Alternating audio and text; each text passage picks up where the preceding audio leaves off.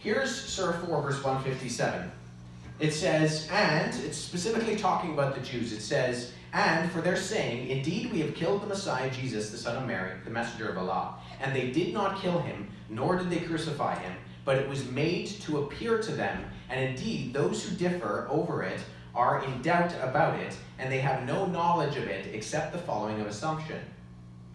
And they did not kill him for certain. Rather, Allah raised him to himself, and ever is Allah exalted in mighty and wise.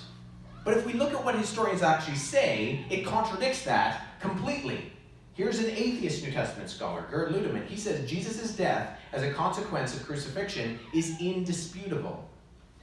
Liberal New Testament scholar Marcus Borg, the head of one of the key members of the Jesus Seminar, said the most certain fact about the historical Jesus is his execution as a political rebel. Here's Pinchas Lapid, a Jewish scholar. Jesus' death by crucifixion is historically certain. This is Paul Fredrickson. She's a convert to Judaism and a historical scholar. She says, the single most solid fact about Jesus' life is his death. He was executed by the Roman prefect Pontius Pilate in or around Passover in the manner Rome reserved particularly for political insurrectionists, namely crucifixion.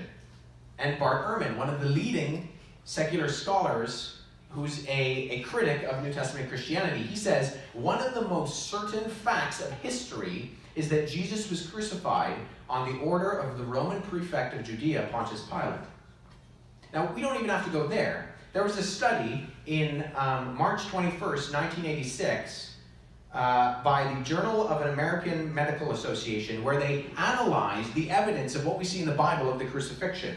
And they came to this conclusion. Thus, it remains unsettled whether Jesus died of cardiac rupture or of cardiorespiratory failure. However, the important feature may be not how he died, but rather whether he died. Clearly, the weight of historical and medical evidence indicates that Jesus was dead before the wound to his side was inflicted, and supports the traditional view that the spear thrust between his right ribs probably perforated not only the right lung, but also the pericardium and heart, and thereby ensuring his death.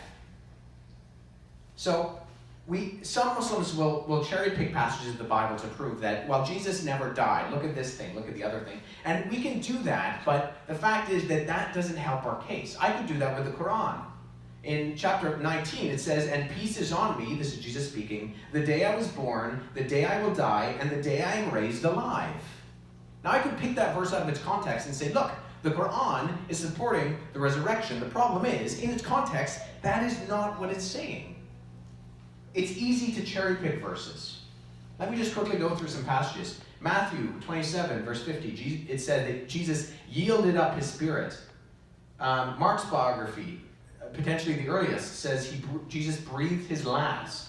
In the Gospel of Luke, chapter 23, it says likewise he breathed his last. And finally, John's biography says he gave up his spirit. So we have not only that, but we have historical evidences. We have Greek writers, Thales, Lucian, Celsus, from around the time period. They all testify to Jesus' death. We have Roman writers, Tacitus, Pliny the Younger, Suetonius. They all testify to Jesus' death. And we have Jewish writings, such as the historian Josephus. We also have the Jewish Talmud and Mishnah sayings, the Toldat Yeshua.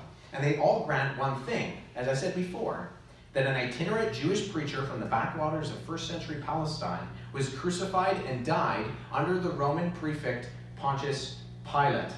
So we have the testimonies of non-Christian scholars. We have the testimonies of scientific modern medicine.